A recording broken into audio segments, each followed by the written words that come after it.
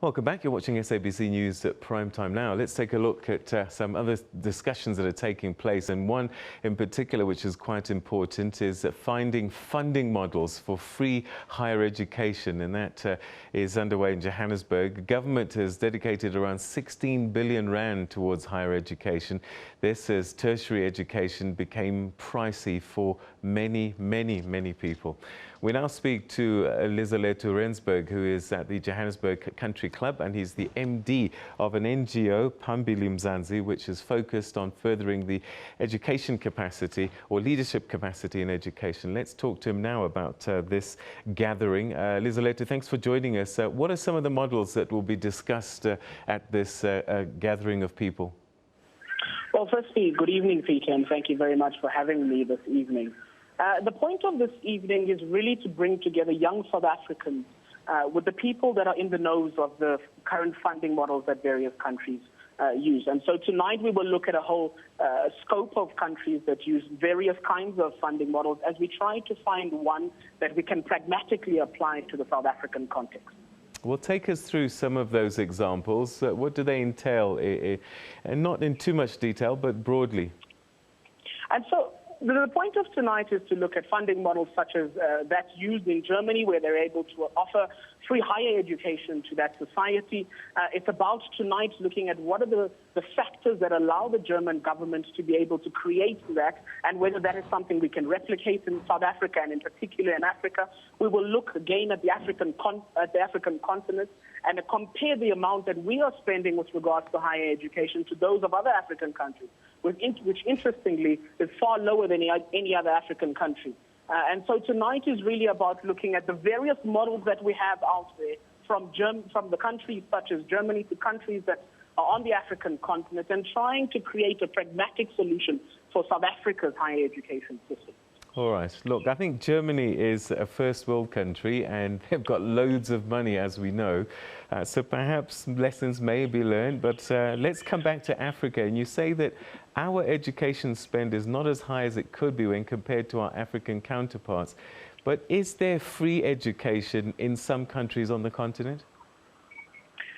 There is no free education on any other country on the continent. And tonight is really about trying to find out whether free education in South Africa is something that should be available to all South Africans, or is free education something that we should be offering the poor in South Africa? And so as we look at the African context, as we look at the reality that we are far behind in terms of our spending on higher education, it's about understanding, as you pointed out, Peter, are we able as Africa and as South Africa to offer free education for all its people, or are we offering free education for the poor? All right, so on the face of it, there's two possible scenarios. The first one is government funds all of this, in which case that means taxpayers must. And if they don't make more money from taxpayers or other sources such as loans, I can't see how they're going to balance the books to be able to pay for free education. Otherwise, we're going to have to draw on the private sector to make donations. How can it work? Look, I think, Peter, the reality is we as South Africans have to understand that we have to find a pragmatic solution to it.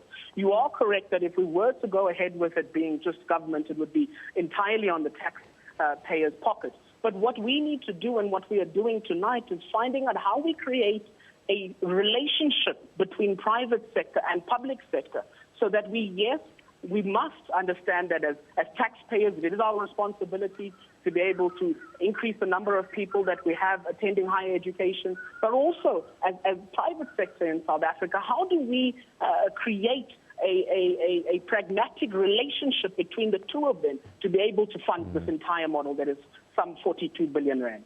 All right, so who's at this gathering with you? And at the end of it, what's going to happen? Because you're running out of time, and often these kinds of gatherings come up with lovely ideas, but never really see the light of day. Peter, this evening we'll be joined by Dr. Charles Shepherd, who is at the Center for Higher Education and Training, as well as at NMMU, and his specialty is in the funding models across the world. We will today hear from him what are these models that we speak of, and how do we find pragmatic ones for South Africa. We will also be joined this evening by the Mayor of Johannesburg, Mayor Tau, as we try to together create a relationship between public sector and private sector. We will also be joined by various leaders of the private sector as we try to create that relationship we speak of. Of course, the important thing is to realize that the outcomes of this evening, when we sit together with the 50 young people that are here to create innovative solutions, we will then use these and be able to give these forward to the Ministry of Higher Education through the Deputy Minister in an ability and in our opportunity as young South Africans to develop South Africa's higher education system. All right, Lizolethu Rensbug, we're going to have to leave it there. We wish you the very best of luck with your conversation tonight, and we certainly hope for the many children who are studying and want to study that you come up with some solutions that can work.